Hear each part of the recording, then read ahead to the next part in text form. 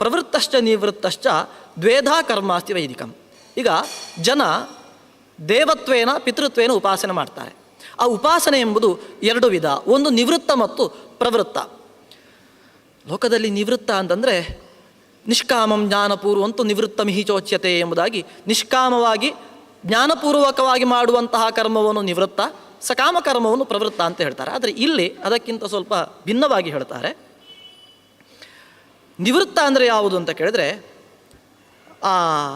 ತಂತ್ರ ಮತ್ತು ವೇದೋಕ್ತ ವಿಧಾನದಿಂದ ತಾನು ವಿವಾಹಿತನಾಗಿ ಆಶ್ರಮವನ್ನು ಹೊಂದಿ ಧನವನ್ನು ಸಂಪಾದನೆ ಮಾಡಿ ಆ ಧನದಿಂದ ದ್ರವ್ಯವನ್ನು ಸಂಪಾದನೆ ಮಾಡಿ ಯಜ್ಞಗಳನ್ನು ಸಕಾಮವಾಗಿಯೋ ನಿಷ್ಕಾಮವಾಗಿಯೋ ಮಾಡುವುದು, ಹಾಗೆಯೇ ಗ್ರಾಮದಲ್ಲಿಯೋ ನಗರದಲ್ಲಿಯೋ ವಾಸ ಮಾಡುವುದು, ಹೀಗೆಲ್ಲ ಮಾಡ್ತಾ ಯಾರಿರ್ತಾರೆ ಅವರು ಮಾಡುವಂತಹ ಕರ್ಮವನ್ನು ಪ್ರವೃತ್ತ ಅಂತ ಕರೀತಾರೆ.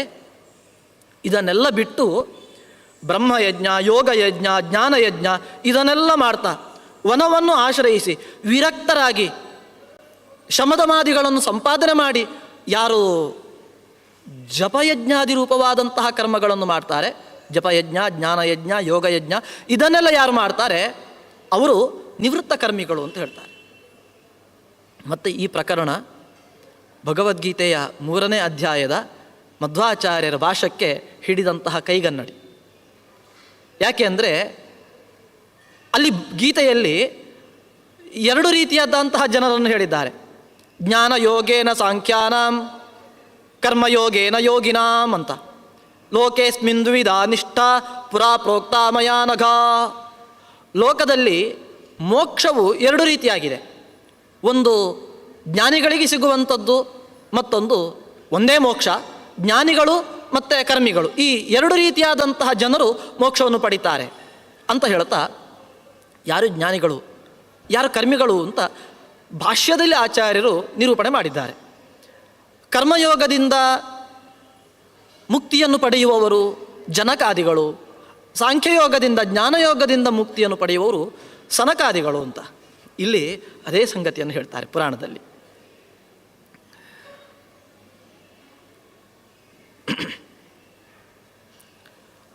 ಇಂದ್ರ ಈ ರೀತಿಯಾದಂತಹ ಪ್ರವೃತ್ತ ಕರ್ಮಗಳನ್ನು ಮಾಡಿದವರು, ನಿವೃತ್ತ ಕರ್ಮಗಳನ್ನು ಮಾಡಿದವರನ್ನು ಹೇಳಿ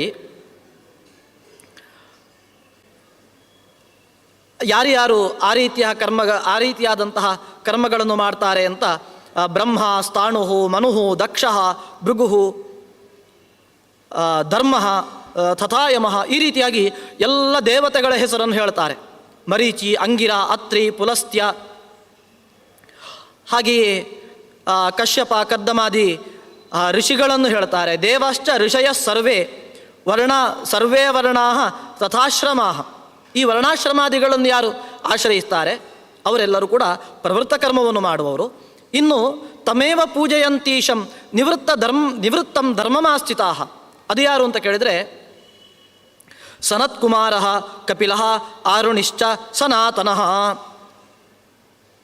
ಸನತ್ಸು ಜಾತಶ್ಚ, ಸನಕಸ್ಸ ಸನಂದನಃ. ಈ ರೀತಿಯಾಗಿ ಮಧ್ವಾಚಾರ್ಯರಲ್ಲಿ ಯಾರು ಸನಕಾದಿಗಳು ಅಂತ ಹೇಳಿದ್ದಾರೆ ಅವರನ್ನೇ ಪುರಾಣ ಹೇಳ್ತಾ ಇದೆ. ಈ ರೀತಿ ಎರಡೂ ರೀತಿಯಾದಂತಹ ಕರ್ಮ ಮಾಡಿದವರು ಕೂಡ ನನ್ನನ್ನೇ ಉಪಾಸನೆ ಮಾಡ್ತಾರೆ. ತಸ್ಯ ದೇವಸ್ಯ ಮರ್ಯಾದ ಹೇಗೆ ಉಪಾಸನೆ ಮಾಡ್ತಾರೆ ಅಂತ ಹೇಳೋದಕ್ಕೆ, ಪ್ರವೃತ್ತೇವ ನಿವೃತ್ತೇವ ಧರ್ಮೇ ತೇಷಾಂ ತೇ ಪಾಲಯಂತಿತಂ ತಸ್ಯ ದೇವಸ್ಯ ಮರ್ಯಾದ ನಕ್ರಾಮಂತಿ ಉಭಯೇಪಿ ಚ. ಅವರವರ ಯೋಗ್ಯತೆಗೆ ಅನುಗುಣವಾಗಿ ಎಲ್ಲರ ಉಪಾಸನೆಯೂ ಕೂಡ ಒಂದೇ ರೀತಿಯಾಗಿರುವುದಿಲ್ಲ. ಅವರ ಯೋಗ್ಯತೆಗೆ ಅನುಗುಣವಾಗಿ ಅವರು ಉಪಾಸನೆ ಮಾಡ್ತಾರೆ, ನನ್ನನ್ನೇ ಉಪಾಸನೆ ಮಾಡ್ತಾರೆ ಅಂತ ಇಲ್ಲಿ ಎಲ್ಲರೂ ಕೂಡ ದೇವತೆಗಳಾಗಲಿ, ಋಷಿಗಳಾಗಲಿ, ಗಂಧರ್ವರಾಗಲಿ ವಾಸುದೇವನನ್ನೇ ಉಪಾಸನೆ ಮಾಡ್ತಾರೆ ಎಂಬ ದೊಡ್ಡ ಪ್ರಮೇಯ ಇಲ್ಲಿ ನಿರೂಪಿತವಾಗಿದೆ. ಆ ಬಳಿಕ ಶ್ವೇತದ್ವೀಪದ ವರ್ಣನೆಯನ್ನು ಮಾಡ್ತಾರೆ. ನಾರದರು ಹೌದಾ ಈ ರೀತಿಯಾಗಿ ಉಪಾಸನೆ ಮಾಡಿದರೆ ಮುಕ್ತಿಯನ್ನು ಹೊಂದುತ್ತಾನೆ ಅಂತ ನಾರಾಯಣ ಹಿಂದೆ ಹೇಳಿದ್ದ. ಅದಕ್ಕೆ ಹೌದಾ, ಹಾಗಾದರೆ ಇದನ್ನು ಒಂದು ನನಗೆ ನೋಡಬೇಕು, ಮುಕ್ತಿ ಹೇಗಿರ್ತದೆ ನೋಡಬೇಕು ಅಂತ ನಾರದರು ಕೇಳಿದಾಗ ಆಗ ಮುಕ್ತಿಯ ವರ್ಣನೆ ಮಾಡ್ತಾರೆ. ಸರ್ವೇಪಿ ಜೀವಾ ಕಿಲ ಯತ್ರ ಮುಕ್ತ ವಸಂತಿ ಚ ಸ್ಥಾವರ ಜಂಗಮಾಶ್ಚ. ತಂ ವೀಕ್ಷಮಾಣೇನ ಚ ತೇನ ದೃಷ್ಟ ಭಕ್ತೋತ್ತಮ ಶ್ರೀ ಪುರುಷೋತ್ತಮಸ್ಯ. ನಾರದರು ನೋಡಿದ್ರಂತೆ. ಯಾರನ್ನು ಅಂತ ಕೇಳಿದರೆ ಮುಕ್ತರನ್ನು. ಆ ಮುಕ್ತಿಯ ಲೋಕದಲ್ಲಿ ಎಲ್ಲ ವಸ್ತುಗಳು ಕೂಡ ಇದೆ.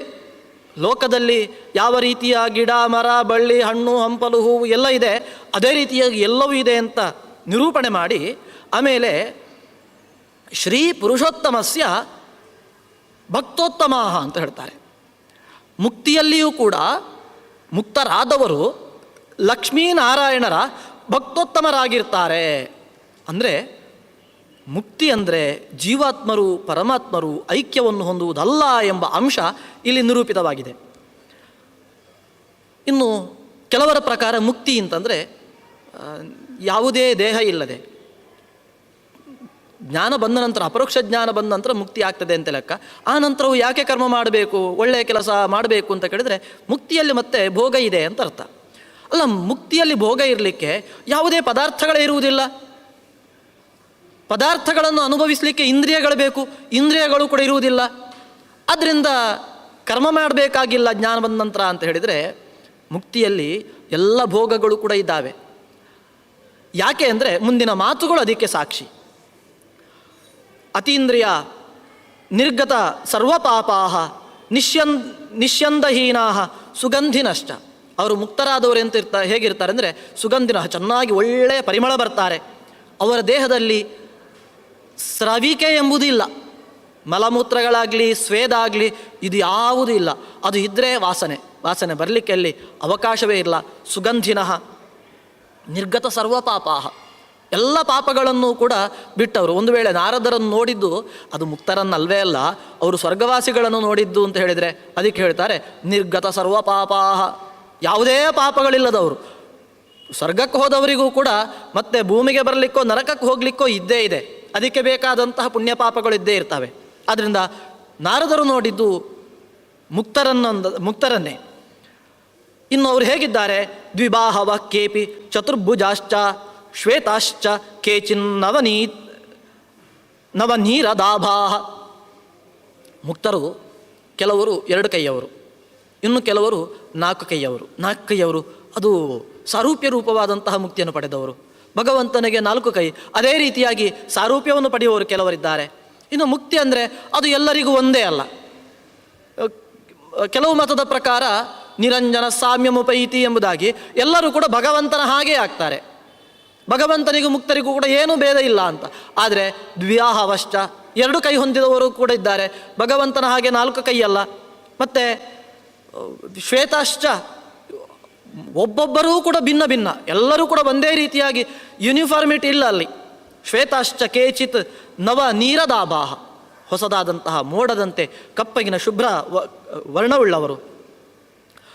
ಪದ್ಮಚ್ಛದಾಕ್ಷಾಹ, ಕೆಲವರದ್ದು ಕಣ್ಣುಗಳು ಆ ಪದ್ಮದ ಎಲೆಗಳಂತೆ. ಇನ್ನು ಕೆಲವರು ಕಿಶೋರಾಹ ಸದ್ಭಿಶ್ಚ ಚಿನ್ನೈಹಿ ಅಖಿಲೈರೂಪೇತಾಹ, ಭಗವಂತನ ಚಿಹ್ನೆಗಳಿಂದ ಶಂಖಚಕ್ರಾದಿ ಚಿಹ್ನೆಗಳಿಂದ ಕೂಡಿದವರಾಗಿದ್ದಾರೆ. ಷಡೂರ್ಮಿಹೀನಾಹ ಮಿಹಿರಾತಿ ತೇಜಸಃ ಎಂಬುದಾಗಿ ಮುಕ್ತರನ್ನು ನಿರೂಪಣೆ ಮಾಡ್ತಾ ಇದ್ದಾರೆ. ಇದು ಮತ್ತೆ ಗೀತಾಭಾಷ್ಯದಲ್ಲಿ ಮಧ್ವಾಚಾರ್ಯರು ಈ ಎಲ್ಲ ಅಂಶಗಳನ್ನು ನಿರೂಪಣೆ ಮಾಡಿದ್ದಾರೆ. ಬುದ್ಧಿಯುಕ್ತೋ ಜಹಾತಿಹ ಉಭೇ ಸುಕೃತ ದುಷ್ಕೃತೆ ಎಂಬ ಶ್ಲೋಕವನ್ನು ವ್ಯಾಖ್ಯಾನ ಮಾಡ್ತಾ ಮುಕ್ತಿಯಲ್ಲಿ ಎಲ್ಲ ಭೋಗಗಳಿದೆ ಅಂತ ಹೇಳುವಾಗ ದೃಷ್ಟಾಶ್ಚತೆ ನಾರದೇನಾ ಅಂತ ಹೇಳ್ತಾರೆ. ನಾರದರಿಂದ ಈ ಮುಕ್ತರಾದವರು ದೃಷ್ಟರಾಗಿದ್ದಾರೆ. ಹೇಗೆ ಅಂದರೆ ಭಗವತೋ ಭಿನ್ನ, ಭಗವಂತನಿಗಿಂತ ಭಿನ್ನರಾಗಿ ನಾರದರು ಮುಕ್ತರನ್ನು ಕಂಡಿದ್ದಾರೆ ಅಂತ. ಆ ಎಲ್ಲ ವಾಕ್ಯಗಳು ಕೂಡ ಆ ಅಭಿಪ್ರಾಯವನ್ನು ಈ ವಾಕ್ಯಗಳು ಸಂಗ್ರಹಿಸ್ತಾ ಇದ್ದಾವೆ. ಇನ್ನೊಂದು ಬಹಳ ಪ್ರಧಾನವಾದಂತಹ ಒಂದು ಉಪಾಖ್ಯಾನ,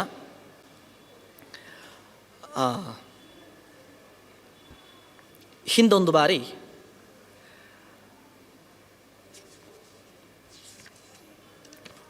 ಇಂದ್ರದೇವರು ಯಜ್ಞ ಮಾಡಲಿಕ್ಕೆ ಆರಂಭ ಮಾಡಿದರು. ಇಂದ್ರದೇವರಂದರೆ ಸ್ವಯಂಭುವ ಅಂತರೇ ಪೂರ್ವಂ ಇಂದ್ರೋ ವಿಶ್ವಜಿದಾಹ್ವಯ, ವಿಶ್ವಜಿತ್ ಎಂಬ ಹೆಸರಿನ ಇಂದ್ರ ಅಶ್ವಮೇಧವನ್ನು ಮಾಡಲಿಕ್ಕೆ ಶುರು ಮಾಡಿದರು. ಅಶ್ವಮೇಧ ಯಾಗ ಅಂತಂದರೆ ಅಲ್ಲಿ ನವಗ್ರಾಮ್ಯ ನವಾರಣ್ಯಾನ್ ಎಂಬುದಾಗಿ 9 ರೀತಿಯ ಕಾಡಿನ ಮೃಗಗಳನ್ನು, 9 ರೀತಿಯ ಊರಿನ ಮೃಗಗಳನ್ನು ಇದನ್ನೆಲ್ಲ ಬಲಿ ಕೊಡಲಿಕ್ಕಿದೆ ಯಾಗದಲ್ಲಿ. ಆದ್ದರಿಂದ ಅಶ್ವಮೇಧ ಯಾಗಕ್ಕೋಸ್ಕರ ಎಲ್ಲ ಪ್ರಾಣಿಗಳನ್ನು ಒಟ್ಟು ಹಾಕಿದ್ರಂತೆ. ಅವುಗಳೆಲ್ಲ ನಿಬದ್ಧಾಹ ಕಟ್ಟಿ ಹಾಕಿದ್ದಾರೆ. ಪಶವೋ ಅಜಾದ್ಯಾಹ ಕ್ರೋಶಂತಸ್ತತ್ರ ಭೂರಿಶಃ, ಅವುಗಳೆಲ್ಲ ಕಟ್ಟಿ ಹಾಕಿದ್ದಾರೆ. ಅದರಿಂದ ಶಬ್ದ ಮಾಡ್ತಾ ಇದ್ದಾವಂತೆ, ಕರೀತಾ ಇದ್ದಾವಂತೆ, ಆಡು ಮೊದಲಾದಂತಹ ಪ್ರಾಣಿಗಳು. ಆಗ ಮಹರ್ಷಿಗಳಿಗೆ ಇದು ಕಂಡಿತು. ಏನು ಪ್ರಾಣಿಗಳೆಲ್ಲ ಜೋರಾಗಿ ಬೊಬ್ಬಿಡ್ತಾ ಇದ್ದಾವಲ್ವ ಅಂತ ನೋಡಿದರೆ ಯಜ್ಞಕ್ಕೋಸ್ಕರ ಕಟ್ಟಿ ಹಾಕಿದ್ದಾರೆ. ಇದು ಲೋಕಕ್ಕೆ ಒಳ್ಳೆಯದಲ್ಲ ಅಂತ ಋಷಿಗಳು ಯೋಚನೆ ಮಾಡಿದರು. ಕ್ಷೇಮಾಯ ಸರ್ವಲೋಕಾನಾಂ ವಿಚರಂತೋ ಯದೃಚ್ಛಯ ಮಹರ್ಷಯ ಉಪಾಜಗ್ಮುಹು ತತ್ರ ಭಾಸ್ಕರ ವರ್ಚಸಃ, ಇದು ಸರಿಯಲ್ಲ. ಆದ್ದರಿಂದ ಯಾಗವನ್ನು ಮಾಡಲಿಕ್ಕೆ ಹೊರಟಂತಹ ದೇವತೆಗಳಲ್ಲೇ ಮಾತಾಡಿಸಬೇಕು ಅಂತ ಹೋಗಿ ಕೇಳ್ತಾರೆ. ನೀವು ಯಾಗಕ್ಕೋಸ್ಕರ ಇಲ್ಲಿ ಪ್ರಾಣಿಗಳನ್ನು ಕಟ್ಟಿ ಹಾಕಿದ್ದೀರಿ, ಬಲಿ ಕೊಡಲಿಕ್ಕಿದ್ದೀರಿ, ಇದು ಸರಿಯಲ್ಲ. ಸತ್ವೇನ ನಿರ್ಮಿತ ಸ್ಥೋವೈ ಚತುಷ್ಪಾದ್ ಧರ್ಮಧಾರಕ, ನೀವೆಲ್ಲ ಯಾರು? ಧರ್ಮವನ್ನು ಧರಿಸುವವರು. ಆ ಧರ್ಮಕ್ಕೆ 4 ಪಾದ. ತಪಶೌಚಂ ದಯಾ ಸತ್ಯಂ ಪಾದ ಸದ್ಧರ್ಮವೃದ್ಧಯ. 4 ಧರ್ಮಕ್ಕೆ 4 ಪಾದ. ಯಾವುದಂದರೆ ತಪಸ್ಸು, ಶೌಚ, ದಯೆ ಮತ್ತು ಸತ್ಯ. ದಯಾ ಅಂದರೆ ಅಹಿಂಸೆ ಅಂತಲೇ ಅರ್ಥ. ಅಹಿಂಸೆಯನ್ನು ಮಾಡಿದರೆ ಧರ್ಮ ಉಳಿತದೆ, ಹಿಂಸೆಯನ್ನು ಮಾಡಿದರೆ ಧರ್ಮ ಉಳಿಯುವುದಿಲ್ಲ. ಆದ್ದರಿಂದ ನೀವೀಗ ಪ್ರಾಣಿಗಳನ್ನು ಬಲಿ ಕೊಟ್ಟರೆ ಹಿಂಸೆ ಆಗ್ತದೆ. ಆದ್ದರಿಂದ ನೀವು ಬಲಿ ಕೊಡುವುದು ಸರಿಯಲ್ಲ. ನಿಮಗೆ ಯಜ್ಞವನ್ನು ಹೇಳಿದ್ದು ಎಲ್ಲಿ? ವೇದದಲ್ಲಿ ಅಲ್ವಾ? ವೇದವನ್ನು ಯಾಕೆ ಹೇಳಿದರು? ಸಸರ್ಜ ಶ್ರೇಯಸೇ ವೇದಂ ಸರ್ವಾಭೀಷ್ಟ ಫಲಪ್ರದಂ. ನಿಮಗೆ ಯಜ್ಞವನ್ನು ಮಾಡಲಿಕ್ಕೆ ಹೇಳಿದ್ದು ವೇದದಲ್ಲಿ, ಆದರೆ ವೇದ ಹೇಳಿದ್ದು ಕೇವಲ ನಿಮಗಾಗಿಯೋ ಅಲ್ಲ.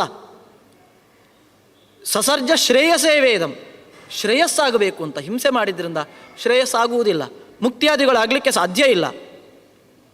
ಅಹಿಂಸೈವ ಪರೋ ಧರ್ಮ, ದೊಡ್ಡದಾದಂತಹ ಧರ್ಮ ಅಂದರೆ ಅದು ಅಹಿಂಸೆ.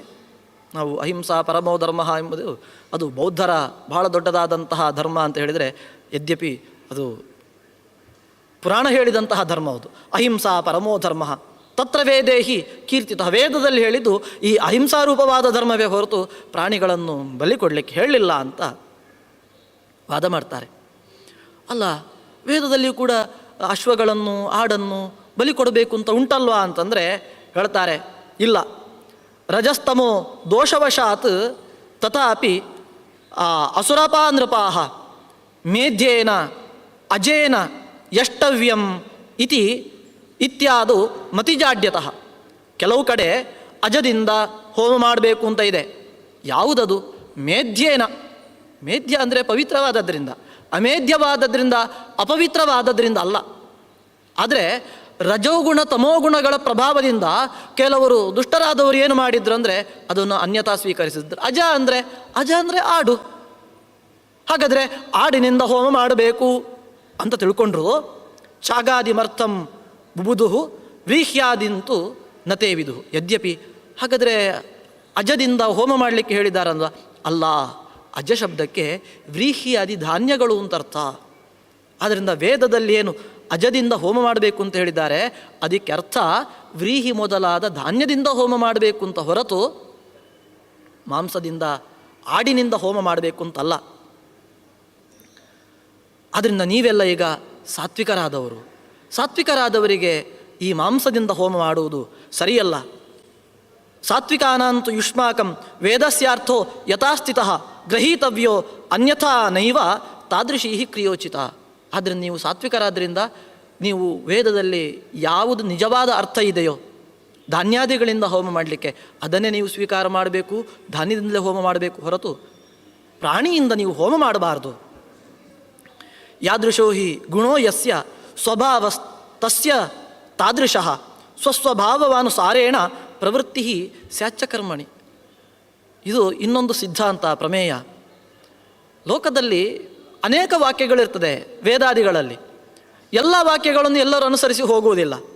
ಯಸ್ಯ ಯಾದೃಶೋ ಹಿ ಗುಣೋ ಯಸ್ಯ ಸ್ವಭಾವಸ್ತಸ್ಯ ತಾದೃಶಃ. ಯಾರ್ಯಾರಲ್ಲಿ ಯಾವ ಗುಣ ಇದೆಯೋ, ಸಾತ್ವಿಕ ಗುಣ ಇದೆಯೋ, ರಾಜಸ ಇದೆಯೋ, ತಾಮಸ ಇದೆಯೋ, ಅದಕ್ಕನುಗುಣವಾಗಿ ಅವರಲ್ಲಿ ಸ್ವಭಾವ ಇರ್ತದೆ, ಅವರ ಯೋಗ್ಯತೆ ಇರ್ತದೆ. ಅದಕ್ಕನುಗುಣವಾಗಿ ಅವರು ಇರುವಂತಹ ವಾಕ್ಯವನ್ನು ಉಪಯೋಗಿಸಿಕೊಂಡು ಕರ್ಮವನ್ನು ಮಾಡ್ತಾರೆ. ನಾವು ಪುರಾಣದ ಚಿಂತನೆಗೆ ತೊಡಗುವಾಗಲೇ ಮೊದಲಿಗೆ ಹೇಳಿತ್ತು, ಪುರಾಣಗಳಲ್ಲಿ ನಾನಾ ವಿಧವಾದಂತಹ ವಾಕ್ಯ ಬರ್ತದೆ. ಅವರವರಿಗೆ ಯೋಗ್ಯವಾದಂತಹ ವಾಕ್ಯಗಳನ್ನು ಸ್ವೀಕರಿಸಿ ಅವರವರು ಆ ರೀತಿಯಾಗಿ ಚಿಂತನೆ ಮಾಡ್ತಾರೆ, ಉಪಾಸನೆ ಮಾಡ್ತಾರೆ, ಅವರ ಸಿದ್ಧಾಂತವನ್ನಾಗಿ ಸ್ವೀಕಾರ ಮಾಡ್ತಾರೆ ಅಂತ.